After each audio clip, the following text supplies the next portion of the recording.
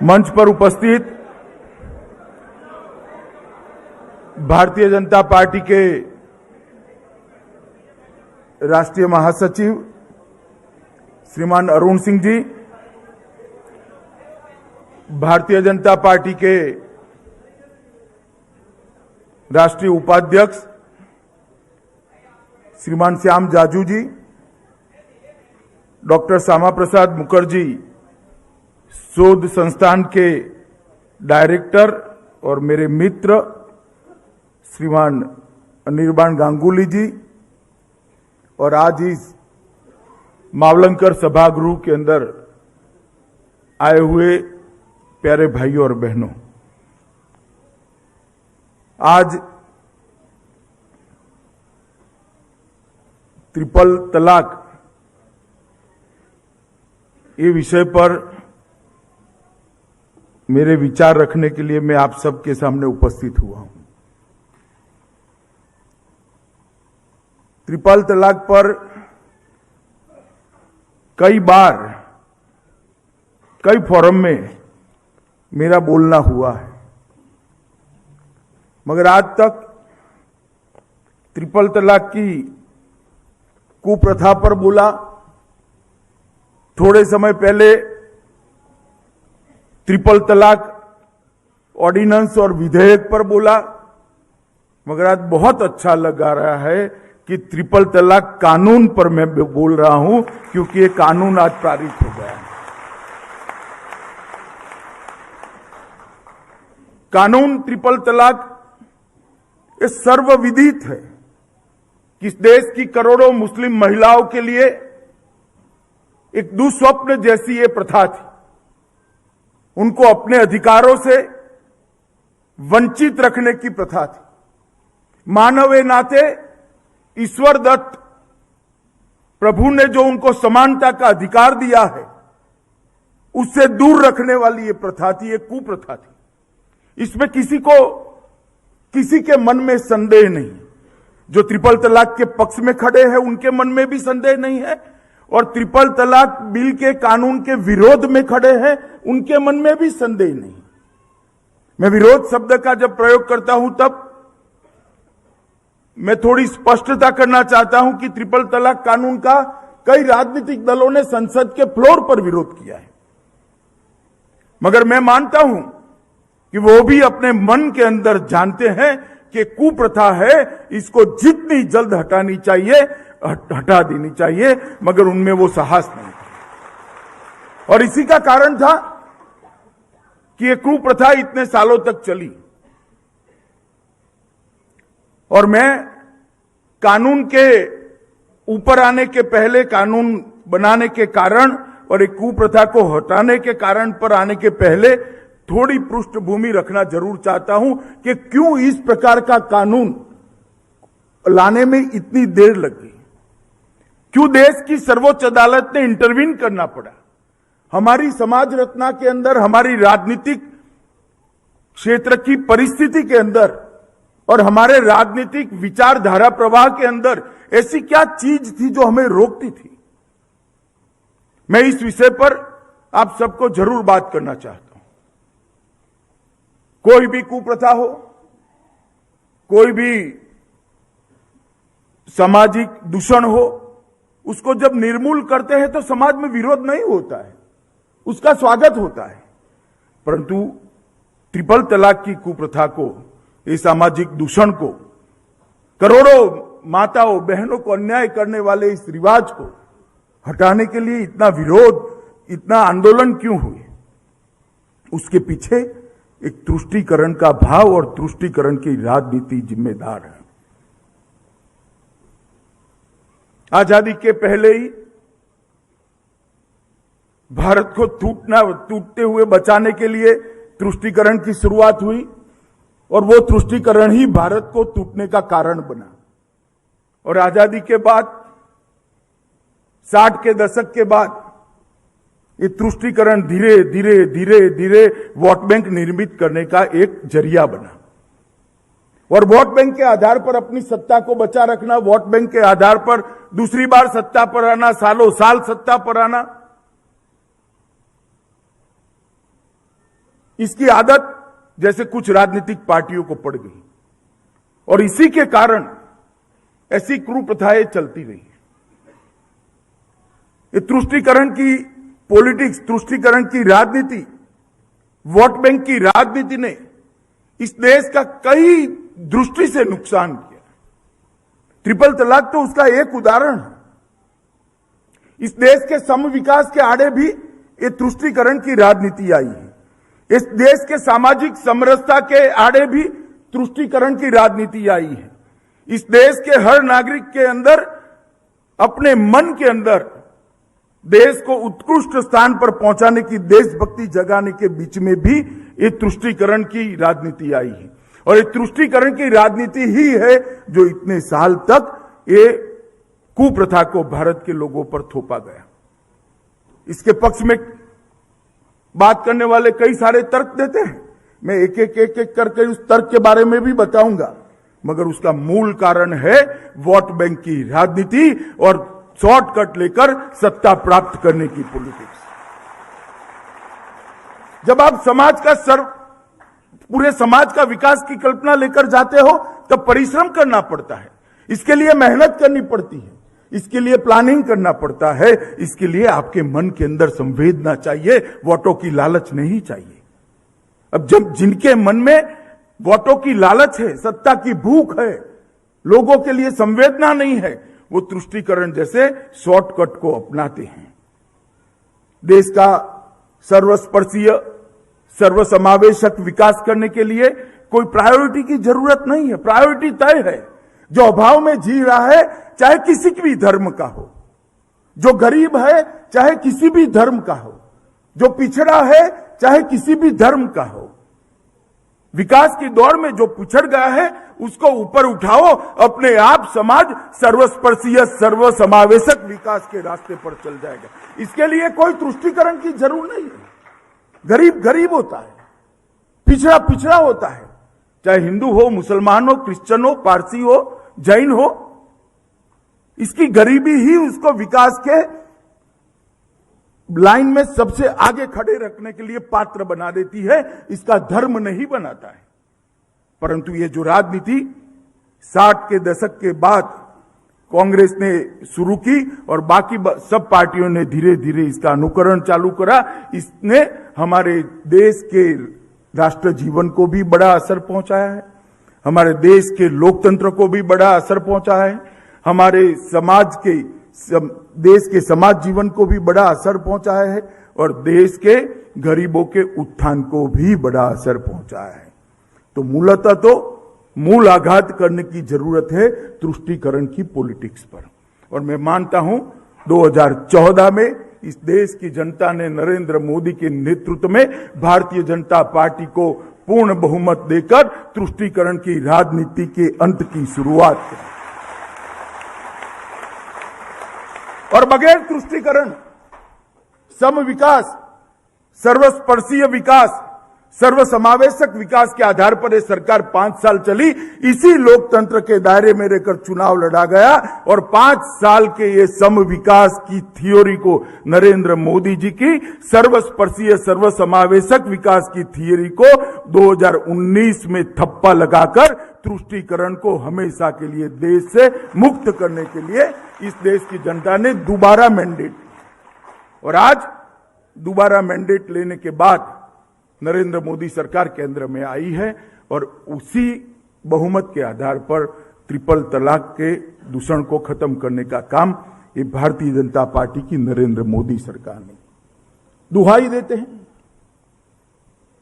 कि ट्रिपल तलाक मुस्लिम शरीयत का अंग है, हमारे धर्म के रीति रिवाजों के अंदर आप दखल मत करिए। मैं आज यहां कहना चाहता हूं, पाकिस्तान, बांग्लादेश, अफगानिस्तान, मोरक्को, ट्यूनेशिया, तुर्की, Indonesia, Egypt, Lanka, Iran, Jordan, Kuwait, Lebanon, Libya, Sudan, Syria और मलेशिया, 19 देशों के मैं नाम बोला हूं, उसमें से 16 देश घोषित रूप से इस्लामिक देश हैं, घोषित रूप से इस्लामिक। और इस 16 देशों ने 1922 से लेकर 1922 से लेकर 1963 तक अलग अलग समय पर ट्रिपल तलाक को तलाक देने का काम पहले ही कर दिया है। 1963 मतलब 56 साल पहले ये काम हुआ। हमें 56 साल लगे काम करने के लिए। उसका मुख्य कारण कांग्रेस की तुष्टीकरण की राजनीति थी। और अगर ये शरीयत का हिस्सा होता, इस्लामिक संस्कृति का हिस्सा होता, तो इतने सारे श्रीलंका छोड़कर सारे इस्लामिक देश 18 इस्लामिक देशों ने उसको हटा दिया। वो क्यों हटाते भला? इस्लाम के खिलाफ जो काम है वो क्यों करते? यही बताता है कि ये गैर इस्लामिक है, इसको कुरान का समर्थन प्राप्त नहीं है। और ये सारे देशों को हटाने के बाद भी भारत में 2019 में जब दोबारा नरेंद्र मोदी सरकार बनी, तब जाकर ये ट्रिपल तलाक के दूषण से देश की मुस्लिम महिलाओं को मुक्ति मिली। मित्रों, मैं मानता हूं कि नरेंद्र मोदी सरकार ने 5.5 साल के अपने कालखंड के अंदर बहुत सारे ऐतिहासिक निर्णय। कुछ सरकारें 25-30 साल चलती है तो 4-5 ऐतिहासिक निर्णय करती है। नरेंद्र मोदी सरकार ने 5 साल के अंदर 25 से ज्यादा ऐतिहासिक निर्णय कर इस देश की दिशा बदलने का काम किया। ये नरेंद्र मोदी जी की दृढ़ राजनीतिक इच्छा शक्ति का परिचायक। कई लोग आरोप लगाते हैं भारतीय जनता पार्टी पर, नरेंद्र मोदी सरकार पर, कि हमने ये काम जो किया है वो मुस्लिम विरोधी काम। मैं स्पष्ट करना चाहता हूं, ट्रिपल तलाक केवल और केवल मुस्लिम समाज के फायदे के लिए है। किसी के फायदे के लिए है तो मुस्लिम समाज। इससे कोई हिंदू, ईसाई, जैन को फायदा नहीं होने वाला है, क्योंकि उनको तो ट्रिपल तलाक की प्रताड़ना सहनी ही नहीं पड़ती थी। ट्रिपल तलाक की प्रताड़ना मुस्लिम समाज की आबादी के 50% मतलब सभी मुस्लिम बहनों और माताओं को सहनी पड़ती थी। ये उनके फायदे के लिए है। उनको, नारी को ईश्वर ने जो अधिकार दिया है, समानता का अधिकार, वो अधिकार उसको प्राप्त हो, इसलिए ट्रिपल तलाक लेकर आए। और आज भी अगर हम नहीं लेकर आते हैं तो दुनिया के सामने मैं मानता हूं कि भारत की लोकतंत्र के लिए बहुत बड़ा धब्बा होता अगर आज भी हम न करते तो। और ऐसा नहीं है कि लड़ाई आज की है। एक कुप्रथा के सामने मुस्लिम बहनों ने, मुस्लिम माताओं ने बहुत सालों से अपनी लड़ाई चालू करी थी। एक ऐतिहासिक शाहबानो केस आया, इंदौर की रहने वाली शाहबानो, उनको ट्रिपल तलाक दे दिया गया। शाहबानो जी ने न्यायिक मजिस्ट्रेट से लेकर हाई कोर्ट तक और अंत में सुप्रीम कोर्ट तक अपने मेंटेनेंस के लिए एक न्याय की लड़ाई लड़ी। और सुप्रीम कोर्ट ने 23 अप्रैल 1985 के दिन 1985 23 अप्रैल को चीफ जस्टिस वाई चंद्रचूड़ की अध्यक्षता में उसकी खंडपीठ ने शाहबानो के पक्ष में फैसला दिया और एक ऐतिहासिक कदम सुप्रीम कोर्ट ने उठाया। सब आशा करते थे, चलो पॉलिटिकल इच्छा शक्ति नहीं थी, राजनीतिक इच्छा शक्ति नहीं थी, पॉलिटिकल विल नहीं थी, अब तो सुप्रीम कोर्ट ने कह दिया सरकार इसको आगे बढ़ाएगी। ट्रिपल तलाक को एबोलिश कर दिया सुप्रीम कोर्ट। मेंटेनेंस देना पड़ेगा, तलाक देना है, डाइवोर्स लेना है तो उसके कारण देने पड़ेंगे, इस शाहबानो केस ने स्पष्ट कर दिया। मगर उस वक्त सबसे बड़े बहुमत वाली सरकार थी देश में। श्री राजीव गांधी कांग्रेस के प्रधानमंत्री लगभग 400 के बहुमत के साथ संसद के अंदर शासन कर रहे थे। और वो दिन संसद के इतिहास में एक काला दिन माना जाएगा कि मुस्लिम ऑर्थोडॉक्स सोच रखने वाले लोगों के और वोट बैंक के दबाव में आकर राजीव गांधी ने कानून बनाकर सुप्रीम कोर्ट के फैसले को निरस्त कर मुस्लिम महिलाओं को फिर से एक बार ट्रिपल तलाक के दूषण को उनके पर थोप दिया। और आज भी कांग्रेस पार्टी, आप सब लोग सेम कह रहे हो, कांग्रेस पार्टी को आज भी शेम नहीं है, उनको जरा भी संकोच नहीं है। वो निसंकोच कहते हैं कि हम ट्रिपल तलाक के पक्ष में हैं, ये रहना चाहिए। क्यों रहना चाहिए? कोई कारण नहीं है, कोई कारण नहीं देते। जब हमारे मंत्री श्री रविशंकर प्रसाद बिल लेकर आए, उन्होंने पूछा भैया बताओ कि क्यों रहना चाहिए कानून, इससे मुस्लिम महिलाओं का भला किस प्रकार से है, कोई तर्क दे दे, हम मानेंगे, हम खुले मन के साथ आए हैं। एक जस्टिफिकेशन तो दे दो। जस्टिफिकेशन नहीं देना, इधर की दलील उधर की दलील कर इसका विरोध करना और ये विरोध दर्ज करा देना, जिससे हम अपनी वोट बैंक को संभाल कर रहे हैं। मैं आज याद करना चाहूंगा आरिफ मोहम्मद खान को, और उनको मन से सभी की ओर से धन्यवाद भी देना। एक बंदा ऐसा था राजीव गांधी की सरकार में जिसने इस्तीफा दे दिया खुद मुसलमान होने के बावजूद, और उसने कहा करोड़ों मुस्लिम बहनों के साथ, करोड़ों मुस्लिम माताओं के साथ यह न्याय है। और आरिफ मोहम्मद खान ने सत्ता छोड़कर ट्रिपल तलाक का विरोध करने का काम किया था। और आज भी जब भी आरिफ मोहम्मद खान ट्रिपल तलाक का मामला आता है, मुखर कर बोलते हैं। और उस वक्त पूरी दुनिया ने देख लिया, लिबरल, सेक्युलर, वामपंथी, अपने आप को प्रोग्रेसिव कहने वाले लोग कैसे रूढ़िवादी लोगों से डरते हैं और रूढ़िवाद का कैसे समर्थन करते हैं। उसके बाद ये लड़ाई चलती रही। एक सायरा बानो, उसने अक्टूबर 15 में स्पीड पोस्ट से सायरा बानो के पति ने उनको ट्रिपल तलाक दे दिया। स्पीड पोस्ट, कोई बातचीत भी नहीं, स्पीड पोस्ट के साथ। इसके खिलाफ सायरा बानो ने कोर्ट में केस किया।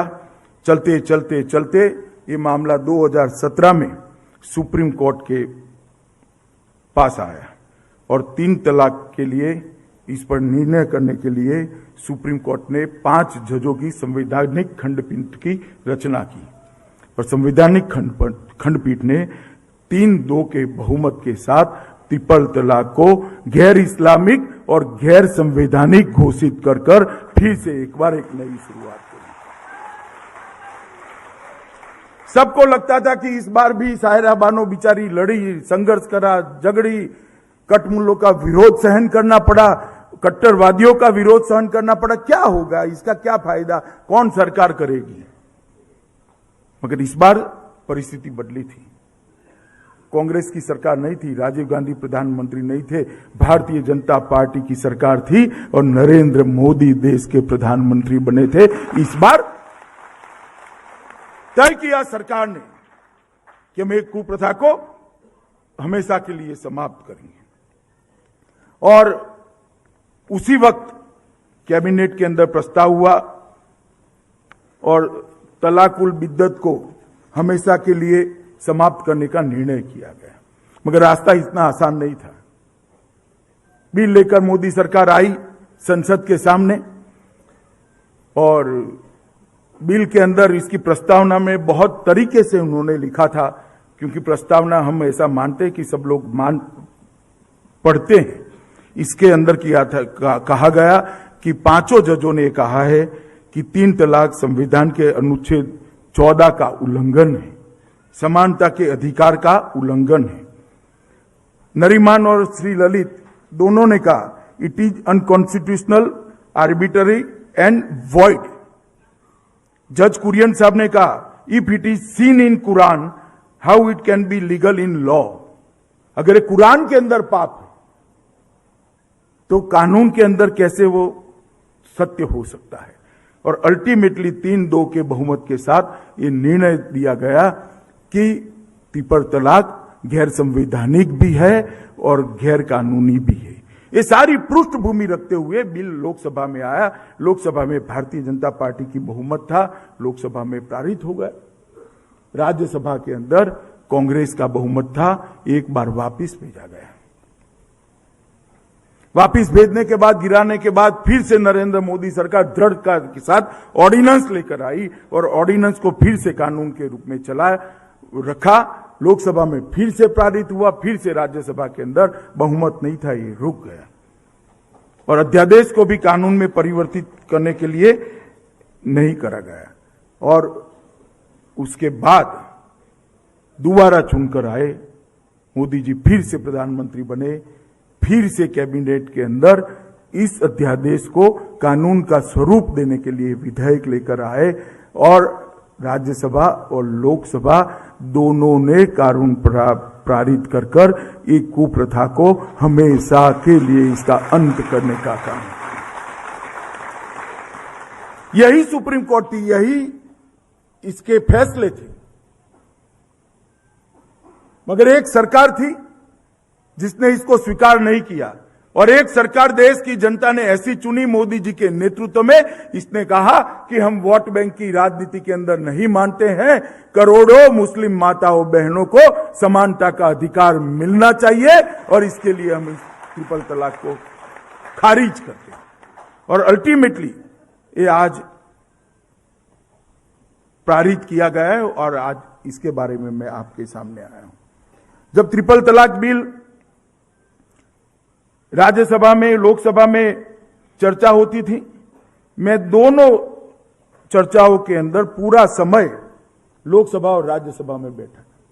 इनके विरोध करने वाले की खोखली दलीलें मैंने सुनी हैं और मैं आज इस मंच के माध्यम से, श्यामा प्रसाद मुखर्जी न्यास के माध्यम से खोखली दलीलों का जवाब देने के लिए इस सभागार के अंदर आया हूं कि आपकी दलीलें खोखली।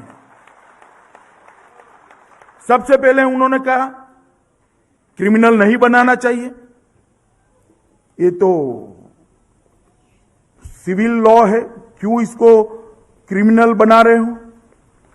और ओवैसी जी ने तो थोड़ा उससे 2 कदम आगे गया कि मुस्लिम पर्सनल लॉ के अंदर मैरिज ए सिविल कॉन्ट्रैक्ट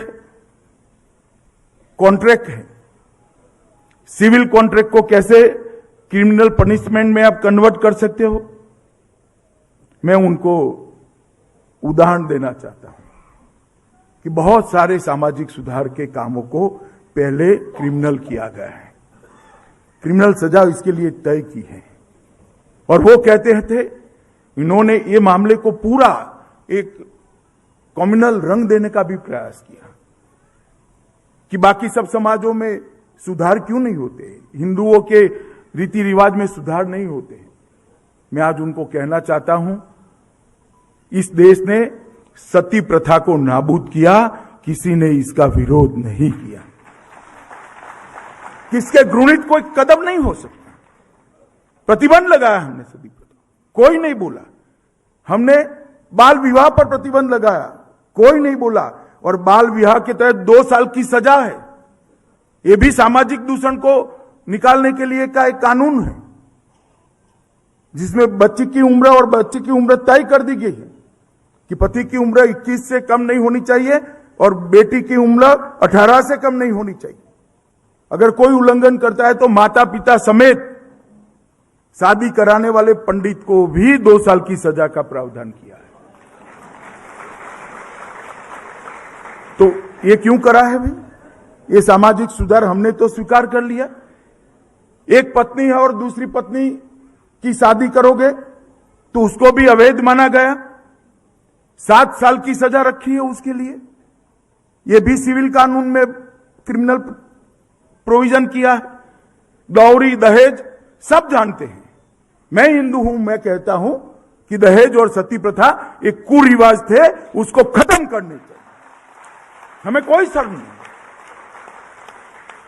समाज के जीवन के साथ साथ कुछ कुप्रथाएं, रीति रिवाज समाज के रीति रिवाजों के अंग बन जाते, उसको बदलेंगे नहीं क्या? उसको बदलना चाहिए। अगर समय के साथ साथ समय पानी समाज बदलता नहीं है तो एक गंदे तालाब जैसा बन जाता है और समय के साथ बदलने वाला समाज निर्मल गंगा जैसा बनकर और सालों तक लोगों की सेवा करता है। कुप्रथाओं का अंत आना चाहिए। दहेज का कानून 1961 में लाया गया, उसमें लेने और देने दोनों के लिए 5 साल की सजा की और दहेज की सिर्फ डिमांड करने वाले, ट्रांजैक्शन न हो, सिर्फ डिमांड करने वाले पर 2 साल की सजा की। और नॉन बेलेबल उसको बाद में बनाया, नॉन कंपाउंडेबल भी बना दिया। ये भी एक सिविल एक्ट के अंदर हमने बदल किया। ढेर सारे क्रिश्चियन कानूनों के अंदर, सिख कानूनों के अंदर, हिंदू कानूनों के अंदर ढेर सारी जगह पे क्रिमिनल सजा का प्रोविजन हमने किया है। और ये कह रहे थे कि क्रिमिनल नहीं बनाना चाहिए। मुझे एक बात बताइए कि सुप्रीम कोर्ट ने ट्रिपल तलाक को गैर कानूनी घोषित कर दिया, उसके बाद भी ट्रिपल तलाक हो रहे थे, इसका मतलब क्या था? ट्रिपल तलाक तो गैर कानूनी हो गया था, फिर ट्रिपल तलाक होते थे तो उसको रोकना कैसे? और दलील दे रहे थे कि भाई क्रिमिनल बनाओगे तो रुक जाएगा। मैं ऐसा नहीं मानता हूं, मगर आपकी दलील को एक्सेप्ट कर ले तो हत्या करने के लिए सजा रखी है, हत्याएं नहीं रुकती है तो हत्या करने की सजा उठा ले क्या? चोरी करने के लिए 6 महीने की सजा है, 6 साल की सजा है, चोरी रुकती नहीं है तो इसको उठा ले क्या? ये कानून शिक्षात्मक नहीं है, शिक्षणात्मक है, लोगों का एजुकेशन करने के लिए। लोगों के पर एक भय रहेगा कि करोगे तो मुझे सजा होगी। आस पास में लड़की के माँ बाप, लड़की के भाई, हस्बैंड के माँ बाप, दूल्हे के माँ बाप, उसके भाई बहन सब मिलकर बात करेंगे, रास्ता निकालेंगे और फिर से उनका लग्न जीवन शुरू होगा। इसलिए कानून है, किसी के लग्न को तोड़ने के लिए नहीं है, किसी के मैरिज को तोड़ने के लिए कानून नहीं है। मगर आप जो आर्ग्यूमेंट करते हो इसका कोई प्रोविजन ही नहीं है। और कहते हैं कि जेल में जाएगा तो वो जो महिला है, मुस्लिम महिला, उसका मेंटेनेंस कौन देगा? मुझे तो हंसी आती है। गुलाम नबी साहब खुद मुस्लिम हैं और ऐसी आर्ग्यूमेंट कर, उनको मालूम नहीं है ट्रिपल तलाक में मेंटेनेंस का प्रोविजन ही नहीं है। अगर ट्रिपल तलाक दिया तो मेंटेनेंस देना ही नहीं, आप प्रोविजन मेंटेनेंस की कहां बात करते हो? मेंटेनेंस तो अब देना पड़ेगा क्योंकि हम कानून ट्रिपल तलाक को वैलिड नहीं किए। क्या आर्ग्यूमेंट रखते हैं? और कुरान और शरीयत के हवाले दिए। कुरान और शरीयत के हवाले देने के पहले उन्होंने सुप्रीम कोर्ट का एक जजमेंट ये पढ़ लिया होगा, तो मुझे लगता है कि इनको कभी भी ऐसा बोलने की उनकी आत्मा भी इजाजत नहीं देगी। कुरान और शरीयत का संपूर्ण आर्ग्यूमेंट मुस्लिम पर्सनल लॉ बोर्ड की सुनने के बाद सुप्रीम कोर्ट के 5 जजों की बेंच ने बहुमत से फैसला दिया है कि ट्रिपल तलाक गैर संवैधानिक भी है और गैर इस्लामिक भी है और ये इस्लाम के अंदर ये पाप है। और ये भारत की सुप्रीम कोर्ट ने कहा है। उन्होंने कहा बच्चों का क्या होगा? आज बच्चों का क्या होता है? किसी बहन को रोड पर आप ट्रिपल तलाक कह देते हो, व्हाट्सएप पर ट्रिपल तलाक कह देते हो, स्पीड पोस्ट से ट्रिपल तलाक कह देते हो, घर से निकाल देते हो, जो रोटी जल गई है, तुम मोटी हो गई हो, इस प्रकार के भद्दे और बेहुदे कारण देकर आप ट्रिपल तलाक दे देते हो, तो उनके बच्चों का क्या होता है? और ट्रिपल तलाक जब एबोलिश करने के लिए बिल आता है तब बच्चों की याद आती है। मैं बताना चाहता हूं ये सारे विरोध करने वाले को, अब बच्चों का भरण पोषण करने की जिम्मेदारी हस्बैंड की है, पति की है। ट्रिपल तलाक के बाद उसका मेंटेनेंस देना पड़ेगा। इसका दुरुपयोग होगा तो हमने सुधार कर लिया कि भी दुरुपयोग नहीं होना चाहिए। या तो वो महिला जो पीड़ित है वो केस कर सकती है, या तो उसके सीधे ब्लड रिलेशन में जो लोग हैं वो ही केस कर सकते हैं। उसके बाद में दुरुपयोग की बात कहां रही?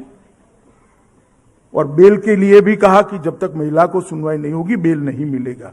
और मैं मानता हूं इसको उनको ना मुस्लिम महिलाओं की चिंता है, ना मुस्लिम महिला के बच्चों की चिंता है। उनको केवल और केवल अपने वोट बैंक की चिंता है। इसलिए ये लोग ट्रिपल तलाक का विरोध कर रहे हैं। मैंने कॉरिडोर में इसका जो विरोध कर रहे थे वो सारे सांसदों को कहा था कि एक बार ओपन फोरम में मीडिया के सामने चर्चा के लिए आप आइए। अगर हाँ बोलते तो आज वो भी वक्ता होते, मगर इसमें किसी को इंटरेस्ट नहीं है, इसमें किसी को इस तैयारी भी नहीं है। और अब ये कानून आने के बाद ट्रिपल तलाक आज कानून के बाद गैर कानूनी हो गया है। तलाकुल बिद्दत मतलब एक साथ ट्रिपल तलाक कहने का जो अधिकार था वो मुस्लिम पुरुषों से ले लिया गया है। महिलाओं को संरक्षित किया गया है। लिखित, मौखिक और इलेक्ट्रॉनिक रूप से या किसी भी तरीके से तलाक उल बिद्दत को गैरकानूनी घोषित किया गया है। और अब इसके लिए 3 साल की सजा का प्रावधान किया है।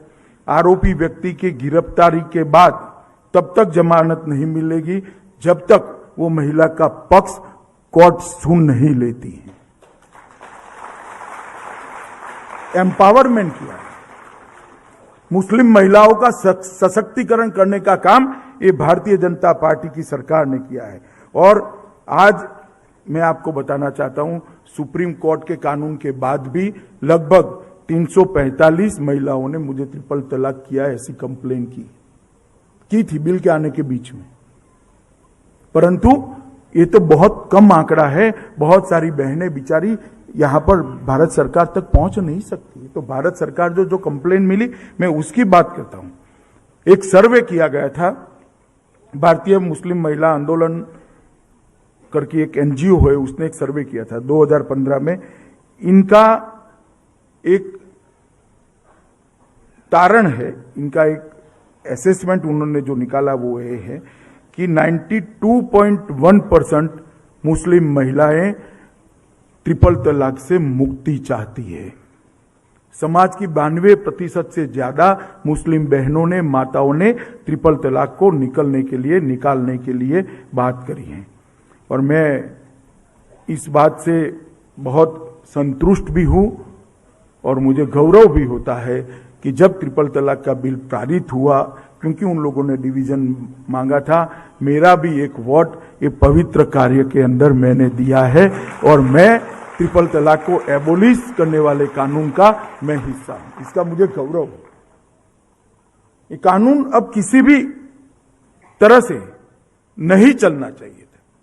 बहुत सारे लोगों ने चित्र विचित्र प्रकार के भाषण किए थे, मगर मैं उसमें जाना नहीं चाहता। मैं इतना ही कहना चाहता हूं कि इस देश की राजनीति में 3 नासूर ने लोकतंत्र के सारे प्लस पॉइंटों को एक साइड पर रखकर लोकतंत्र के ऊपर शंकाओं का वातावरण खड़ा कर दिया था। 2014 के पहले देश की जनता में इस प्रकार का एक विचार का औधार खड़ा हुआ था कि ये लोकतंत्र, multi party parliamentary democratic system हमारा भला कर सकती है या नहीं कर सकती, ये समाज को सही रास्ते पे ले जाएगी या नहीं ले जाएगी, साथ अर्थ में हमारे समाज को सर्वधर्म समभाव की दिशा में ले जाएगी या नहीं ले जाएगी, साथ अर्थ में सर्वस्पर्शीय सर्वसमावेशक विकास, हर नागरिक को उसका अधिकार मिलेगा या नहीं मिलेगा। इस शंका का वातावरण बनने का कारण हमारा संविधान नहीं था। 60 के दशक के बाद कुछ दूषण देश की राजनीति में आए। सबसे पहला परिवारवाद, दूसरा जातिवाद और तीसरा तुष्टीकरण, वोट बैंक की पॉलिटिक्स। ये तीनों दूषण ने हमारी लोकतंत्र के गाड़ी को डिरेल करने का काम किया था। और आज मैं गर्व के साथ कहता हूं, क्योंकि मैं भारतीय जनता पार्टी का कार्यकर्ता हूं, मेरे नेता नरेंद्र मोदी ने एक रिफॉर्मर के नाते परिवारवाद, जातिवाद और तुष्टीकरण की राजनीति को समाप्त करने का काम किया। और आज मैं मोदी जी का लाल किले की प्राचीर से देश की मुस्लिम माताओं को, बहनों को जो संबोधन किया था वे मैं रिपीट करना चाहता हूं। मैं मुस्लिम बहनों और बेटियों को भरोसा देता हूं कि उनके अधिकार को हम सुरक्षित रखेंगे। सरकार उन्हें सुरक्षित करने के लिए कोई कसर नहीं छोड़ेगी। मैं भरोसा देता हूं, मैं उनकी आकांक्षाओं को पूर्ण करूंगा और ट्रिपल तलाक को समाप्त करूंगा। और 2018 में नरेंद्र मोदी जी ने लाल किले की प्राचीर से कहा था, वो आज एक ऐतिहासिक सत्य बनकर हमारे सामाजिक जीवन के अंदर बहुत बड़ा एक सुधार होकर दुनिया के सामने है और पूरी दुनिया इसको बहुत रसप्रद तरीके से देख रही है। मेरे ईमेल पर कई सारे लोगों के मेल आए कि हमें बिल की कॉपी भेजिए, रूल्स बन जाए तो इसकी कॉपी भेजिए। बहुत सारे लोग ये देख रहे हैं कि हमारा लोकतंत्र किस तरह से धीरे धीरे धीरे सही पटरी पर चढ़ रहा है, किस तरह से बदलाव का आकार ले रहा है। और इसमें बहुत सारे लोग हैं। इस देश में समाज सुधार की कभी कमी नहीं रही। ढेर सारे लोगों ने अनेक कुप्रथाओं का अंत करने के लिए अपने आप को पूरा जीवन खपा दिया और तब जाकर आज हमारा समाज एक मुक्त समाज बना है, हमारा समाज स्वतंत्र सोच का समाज बना है, हमारा समाज लोकतांत्रिक समाज बना है। कई सारे रिफॉर्मर्स ने, कई सारे समाज सुधारक, चाहे वो राजनीतिक क्षेत्र में काम करते हो या सामाजिक क्षेत्र में, सबने अपने अपने योगदान देते देते इस समाज को आगे बढ़ाने का काम किया है। चाहे वो राजा राम मोहन राय हो, चाहे महात्मा गांधी हो, ज्योतिबा फुले हो, चाहे वीर सावरकर हो, गुजरात के नरबंद हो जिन्होंने विधवा विवाह के ऊपर बहुत बड़ा काम किया, स्वयं विधवा से विवाह करने का साहस उस वक्त ब्राह्मण होते हुए किया।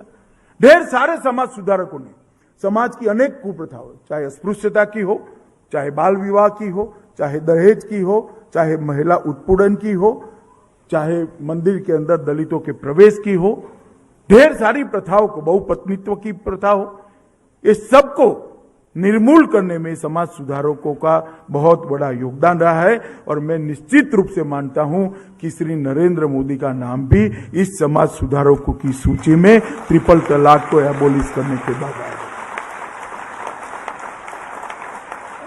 जब देश आजाद नहीं था तो उन्होंने सामाजिक जागृति कर समाज के अंदर सुधार का प्रयास किया।